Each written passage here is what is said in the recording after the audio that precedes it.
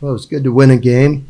Dalton certainly gave us a big lift there in the first inning with the grand slam and Petrie 2-run homer.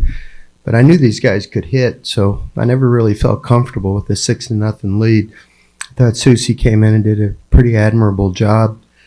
And the big out was when Marlott came in with the bases loaded and got that out there and kept them, one swing of the bat there with the bases loaded, and we got ourselves a ball game. Then I thought Jordan Carry-On's ball into the right field corner with the bases loaded was another big hit for us. And, of course, Caden Gaskin hitting the walk-off home run. That was a really cool moment for him. So it was a good win for us, get our 20th win of the year. I didn't think it would take this long to get to 20 wins, but at least we got there. So we'll keep moving forward. Dalton, obviously it's been a few games since you've been back in the lineup. First off, how did it feel to be back in there tonight in the starting lineup and get that big hit to get the game going? Yeah, it was great. I'm happy to have the opportunity and grateful. What better situation I could be put in with the bases loaded my first at bat. Just trying to stay loose and calm and just do the job. So, and I, squared up the ball pretty well. So. First of all, how do you feel physically? Do you feel 100%? Yeah, 100%. And then, coming off a tough day in Starkville on Sunday, what was the conversation like amongst the offensive players about, whether it's the coach or whatever else just coming in tonight? Yeah, I think it's just Monty just kind of just put in the words of we just got to keep believing in ourselves. That everybody in the dugout, in the locker room, everybody believes that we can swing it well. So it's just kind of just staying to our approach and being true to ourselves. Can you just describe what this season's kind of been like for you so far? Obviously, you haven't played probably as much as you wanted to, dealt with some injuries and whatnot. Can you just describe what it's like to be back out there, be back healthy now? Yeah, it's been a journey. I'm grateful for the whole situation. I haven't met a better group of guys that I could be around.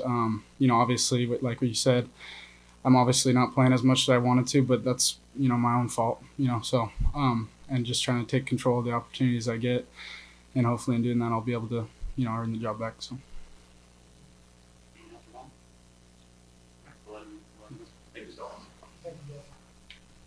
I think he's earned the job back. Questions for Coach? Chris?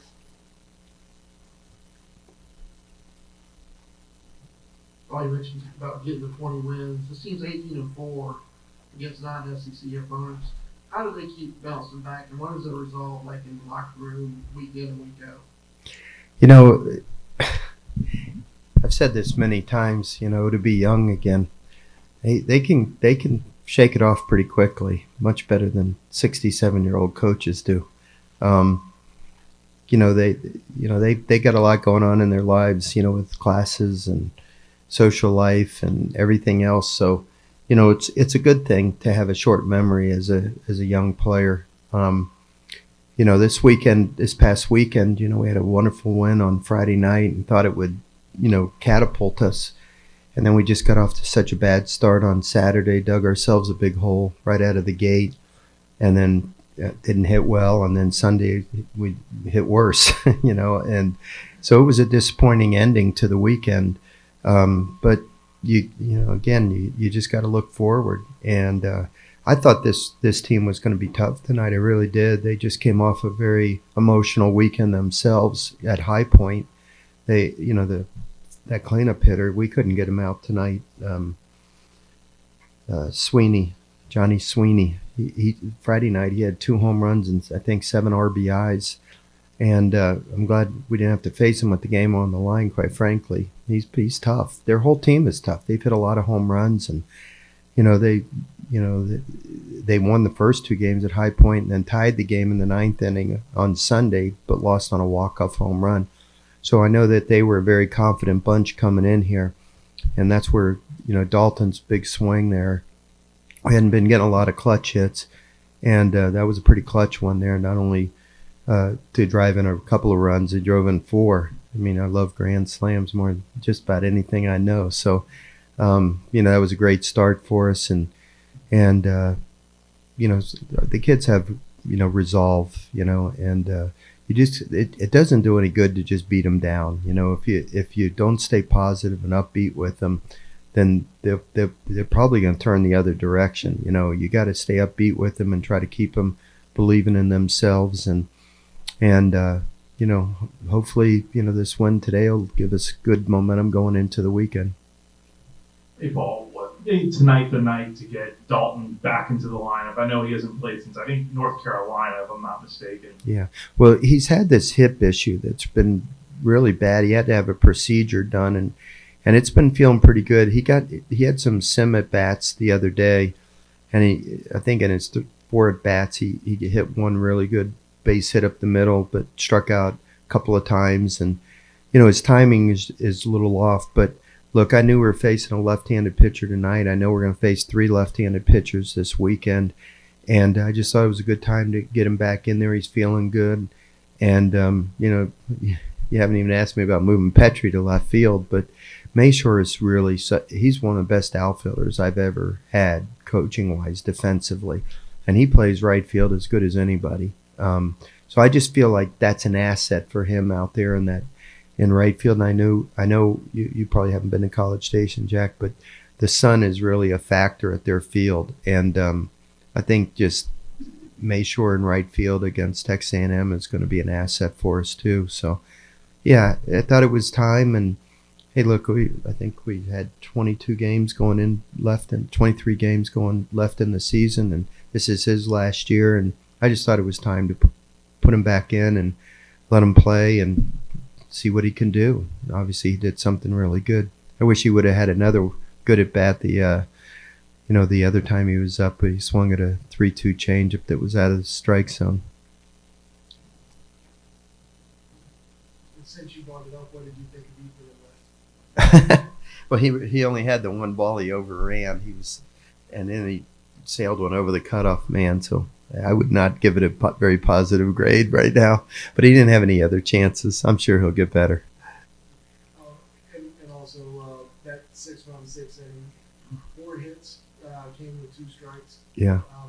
What does that mean, if anything? Well, I think it's a positive sign. I mean, we had a couple of poor at bats in that inning, I believe, as well. But you can't do it every time. And I'm just glad to see that we had some good 2-strike approaches. And Jordan, you didn't ask me about Jordan carrying in the 3-hole either. I told Jordan when he saw the lineup today, I was afraid he was going to have a heart attack. I don't know if he's ever batted 3-hole in his college career, but he's been such a clutch hitter for us really all year, and came through again tonight for us.